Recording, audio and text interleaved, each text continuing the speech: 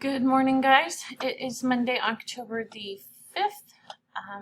Let's get started on what you need to do today. Your tab is October 5th through October 9th. The instructions are here, as is your CNN 10 assignment. And then you have video lecture and guided notes. If you have not watched that and completed your notes, you need to make sure you do that because you have a test on Wednesday. Then you need to go to Vocabularycom and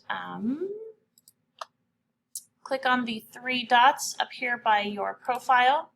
Go to Assignments and Activities, and then Assignments to Complete. And you click on the lists here and get started on practicing your vocab because that will also be on a test. Once you have completed that, you need to use this time to work on any missing assignments. To find those, you can click on this little box here, hit View All in your stream. If it says missing or zero, you need to complete those. If you are completely caught up on all your work, your notes, your vocab, everything is done, then you can play online games. And here are the tabs for those three. Okay, so make sure you're caught up and you're reviewing your notes, reading the chapter, because you have a test on Wednesday. Okay? Toodles.